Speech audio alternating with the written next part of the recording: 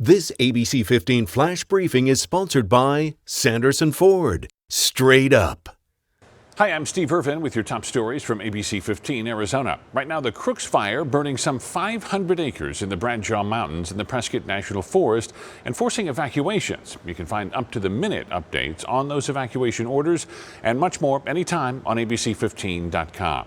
This comes as crews make progress on a wildfire southwest of Buckeye. We're told the Old 80 fire is now at 64 acres and about 50% contained and counting. No word on what caused the fire, which started Saturday night near the Gillespie Dam. The old US 80 roadway is back open after being briefly shut down.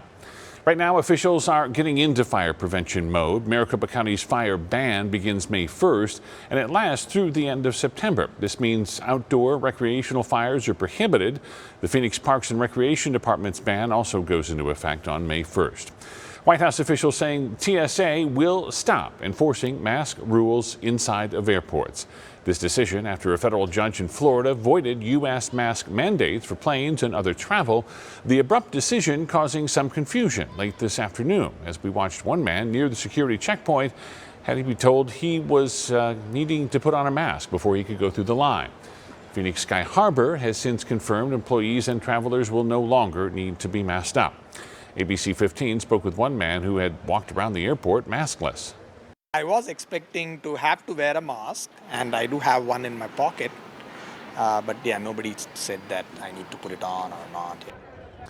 Many airlines also announcing the end of their mask requirements. Flight attendants urging travelers to be calm and patient while they wait for further instructions as well. The CDC is still recommending people continue to wear masks in indoor public transportation. ASU's Tempe campus now a major testing ground for a new technology that could play a critical role in combating climate change. They're calling it the first mechanical tree, able to remove carbon dioxide directly from the air. How it works is fairly simple. A column of what look like dozens of disc-shaped filters are raised into the air, wind flows through the column, and those filters capture and hold carbon dioxide. Once filled, they lower into a metal canister that pulls the CO2 out. It's not good enough anymore to just stop emitting. We clearly cannot do it overnight because it takes time to make a transition. But even if we could, we are too late. In other words, we need to pull carbon out of the environment again in order to balance the books. Just a single one of these trees has the capability of removing about 73,000 pounds of carbon from the air every year. For comparison, the average natural tree can remove about 48 pounds yearly while also producing oxygen. New Monday, the Colorado River has been declared the most endangered river in the country. Experts cite climate change and overallocation to threatening water sources in 7 states. Climate change is expected to reduce the river's flow by 10 to 30% by 2050. But the effects of these problems are being felt right now by farmers and residents of rural Arizona. A cute coincidence, a Tucson woman and her mother rescuing animals on the same day, but more than 500 miles apart.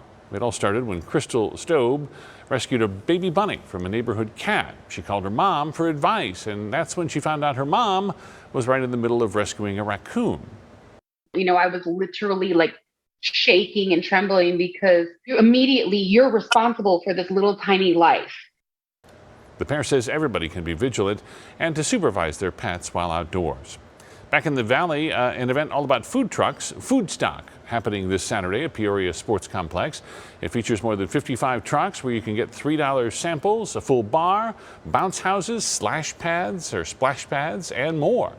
Tickets are $5. The event runs from 4 to 10 p.m.